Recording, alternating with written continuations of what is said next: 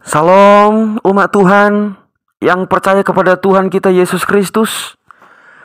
Senang bisa bertemu kembali. Dan seperti biasanya, kita sebagai umat Kristus yang percaya kepada Yesus, kita terus memuji dan menyembah Tuhan. Dan kita selalu merenungkan firman-Nya. Hari ini kita kembali mendengar firman Tuhan. Dan sebelumnya mari kita tenangkan hati dan mempersiapkan seluruh kehidupan kita. Damai sejahtera Allah yang melampaui segala akal, itulah yang akan memenuhi hati dan pikiranmu di dalam Kristus Yesus.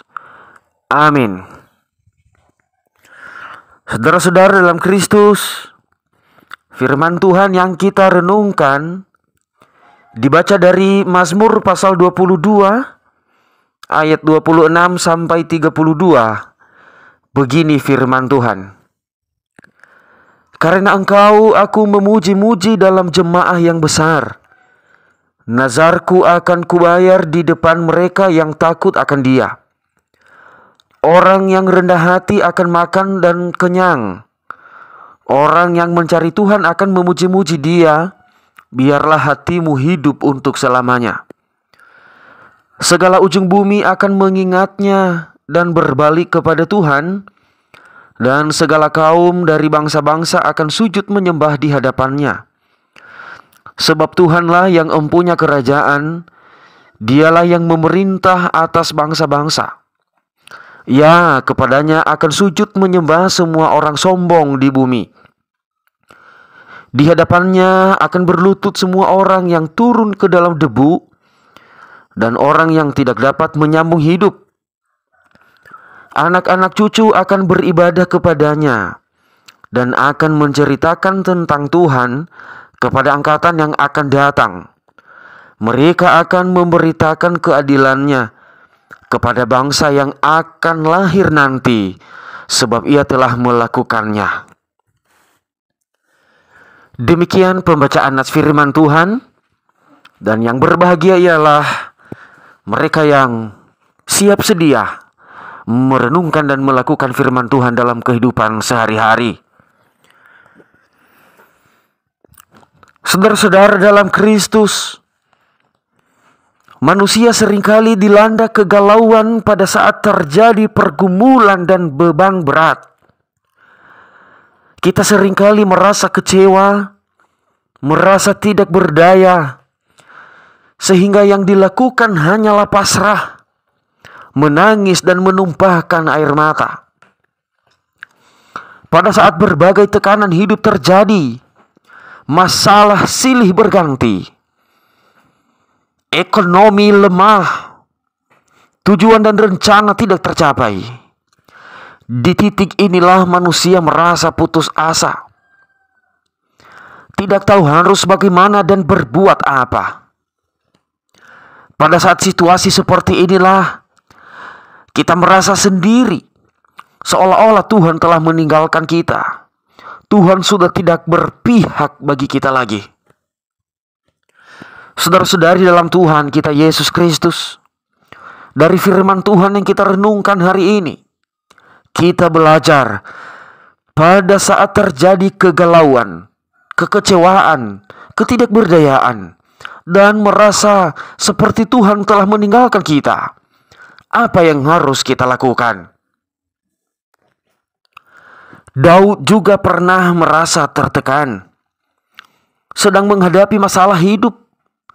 Banyak orang-orang jahat menghancurkan kehidupannya, sampai ia mengistilahkan, jika kita baca di ayat ke-13, 14, dan 17, banyak lembu jantan mengurumuni aku, bantang-bantang dari Basan mengepung aku. Mereka mengangakkan mulutnya terhadap aku, seperti singa yang menerkam dan mengaum. Sebab anjing-anjing mengurumuni aku, gerombolan penjahat mengepung aku. Mereka menusuk tangan dan kakiku. Daud sedang dalam masalah hidup, dalam tekanan. Orang-orang jahat mengejar-ngejar hidupnya, mau menghancurkan hidupnya. dalam tekanan dan permasalahan hidup yang ia hadapi, sampai ia merasa galau dan merasa Tuhan telah meninggalkannya. Tuhan tidak mendengar doanya. Tetapi apa yang dilakukan Daud? Daud tidak putus asa. Ia bangkit kembali dari kegalauannya. Ia kembali menyemangatkan pikirannya untuk berharap dan percaya Tuhan pasti menolongnya. Ia terus berdoa dan memohon agar Tuhan menolongnya. Memohon Tuhan tidak jauh darinya, agar Tuhan segera melepaskan nyawanya dari cengkeraman para penjahat. Ia membangkitkan semangatnya kembali kepada Tuhan, karena ia yakini hanya Tuhan satu-satunya jalan keluar dari berbagai pergumulan dan tekanan hidupnya. Sehingga ia terus memuji-muji Tuhan dalam jemaah yang besar. Ia mau terus memuji Tuhan di ibadah umat Tuhan yang besar. Ia berjanji akan membayar nazarnya di depan orang-orang yang takut akan Tuhan. Bahkan Daud mengajak umat Tuhan supaya mencari Tuhan dan terus memuji-muji Tuhan. Sebab Tuhanlah yang empunya kerajaan. Dialah yang memerintah atas bangsa-bangsa. Sebab itu hanya kepadanya lah segala bangsa-bangsa menyembah. Kepadanya akan sujud menyembah semua orang sombong di bumi. Bahkan Daud meyakini Tuhan pasti menolong orang-orang yang tiada berdaya, yang turun ke dalam debu dan yang tidak dapat menyambung hidup.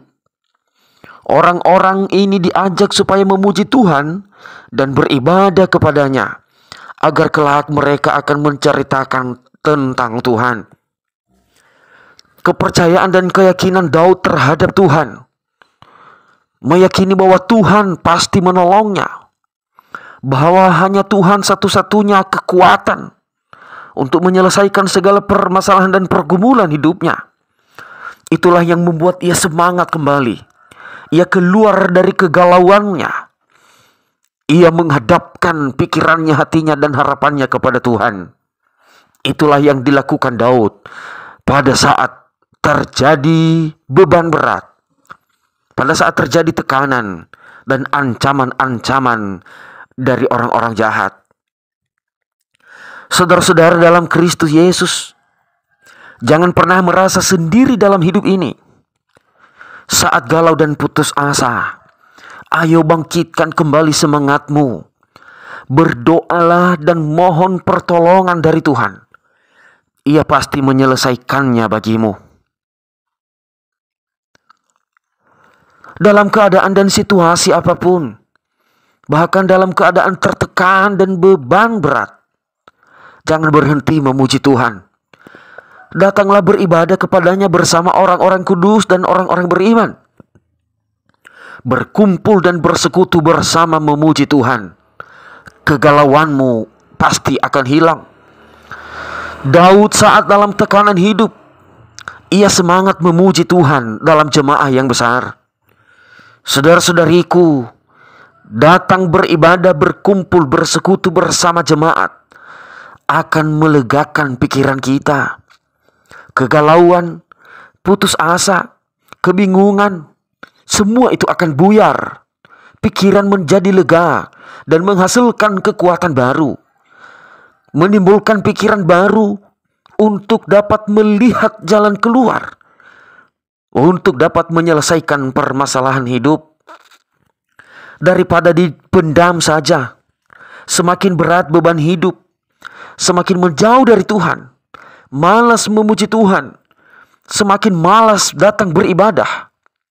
Saudara-saudaraku, pikiran dan hidupmu semakin galau dan hancur. Ada banyak yang saya temui, orang-orang yang sedang dilanda pergumulan, justru malas datang beribadah, malas datang bersekutu. Karena dalam pikirannya ia katakan, percuma saya datang di hadapan Tuhan. Percuma saya datang menyanyi, menyembah. Percuma saya datang berkumpul bersama-sama. Pikiran saya bukan itu lagi. Pikiran saya sudah kacau. Perasaan saya sudah gelap. Saudara-saudaraku, Justru dalam keadaan perasaan gelap, pada saat pikiran yang sedang hancur dan galau, justru di saat itulah harusnya mencari Tuhan. Harusnya mendekatkan diri kepada Tuhan. Itulah firman Tuhan mengajak kita hari ini. Bangkitkanlah semangatmu. Bangkitkanlah kembali harapanmu kepada Tuhan. Tuhan pasti ada. Tuhan pasti menyelesaikannya bagimu. Dan itulah yang dirasakan Daud. Daud tetap memuji Tuhan. Kembali menyemangatkan hatinya, perasaannya, pikirannya dan imannya kepada Tuhan. Dan akhirnya pergumulannya selesai. Sampai dengan sukacita ia memuji-muji Tuhan.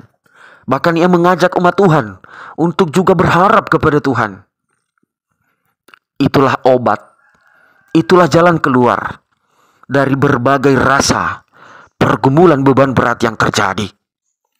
Tuhan tidak pernah meninggalkan umatnya.